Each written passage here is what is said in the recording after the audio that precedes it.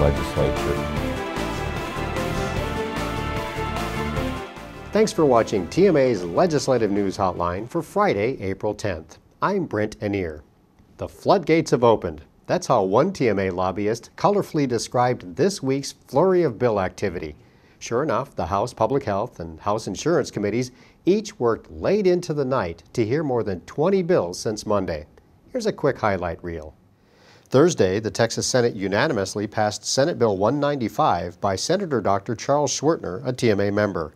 The bill would eliminate the state controlled substance registration for all prescribers and move the prescription drug monitoring program from the Department of Public Safety to the Board of Pharmacy. Tuesday, the Senate also unanimously passed Senator Jane Nelson's Graduate Medical Education Expansion Bill, Senate Bill 18.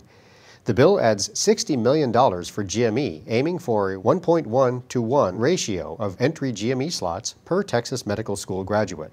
The bill now goes to the House. The Senate Education Committee passed Senate Bill 66 by Senator Sen Chuy Hinojosa. The bill requires schools to stock epinephrine autoinjectors like EpiPens, and employees must be trained on how to use the medical devices against serious allergic reactions.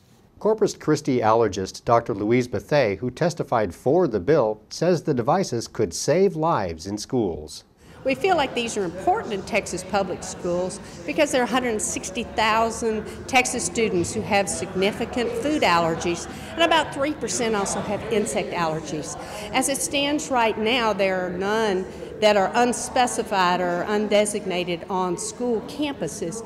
And in the last 2 years, there has been a student die in the Corpus area from an acute anaphylactic reaction to a fire ant bite.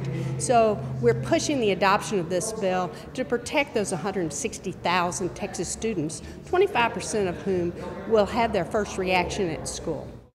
Bills on out-of-network bills were in action this week. Dr. Isabel Menendez, a Portland radiologist and a member of TMA's Council on Legislation, told members of the House Insurance Committee that House Bill 3133 by Representative John Smithee contains bad ideas.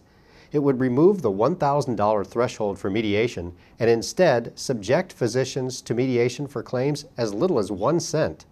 She said that would greatly hurt her practice, making her spend time in mediation instead of caring for patients. Our charges are significantly less than $1,000, which would mean that all of our cases out of network will go to mediation. And we would not like to be able to tie our time that we spend with our patients and trying to do what we were trained to do to try to mediate a charge. The other thing that this bill does is it decreases the incentive that insurers have to work with us, hospital-based physicians, to be able to agree on charges. They'd rather keep us out of network if they're going to be able to mediate every case. And the third thing is we're going to be dragging a lot of patients into a process that is not fun or good for anybody. Dallas anesthesiologist and TMA Council on Socioeconomics member Dr. Scott Holliday asked the same committee to oppose House Bill 1638, also by Representative Smithee, which prohibits physicians from balance billing in emergency care situations. In an emergency situation, we provide emergency care. We do not know who the patient is. We do not know if they have any insurance. We do not know whether they're in network or out of network.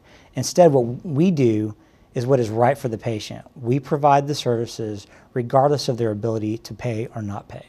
What this legislation would effectively do would prohibit us for billing a patient for the services which we provided. It places all the leverage in the hands of the insurers and effectively would price fix the healthcare industry.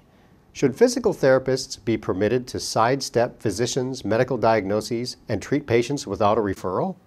No, TMA told the House Public Health Committee. Dr. Heather Aguirre, a family medicine resident from Corpus Christi, spoke in opposition to House Bill 1263 by Representative Richard Raymond. The measure would allow physical therapists to treat a patient for up to 20 sessions or 45 consecutive calendar days without a physician's referral. She said a team-based care approach is best and safest for patients. We're moving towards a patient-centered, team-based approach, and that's what we're advocating for. We want to continue working with physical therapy, where the physician provides the medical diagnoses. We want to work as a team, again, for the safety of our patient. Dr. Aguirre testified on behalf of TMA and the Texas Osteopathic Medical Association. She was here on Tuesday along with more than 250 physicians, residents, medical students, and TMA Alliance members for the third TMA's First Tuesdays at the Capitol event this session. As always, TMA's advocacy staff briefed them to start the day. And physician representatives Drs. Greg Bonin and J.D. Sheffield recognized the group from the House floor as well. You have 2 more opportunities to come make your voice heard in Austin on a special TexMed Advocacy Day on Thursday, April 30th, and again on Tuesday, May 5th. That's all for now. I'm Brent Anier with TMA. Please join us again next week for TMA's Legislative News Hotline.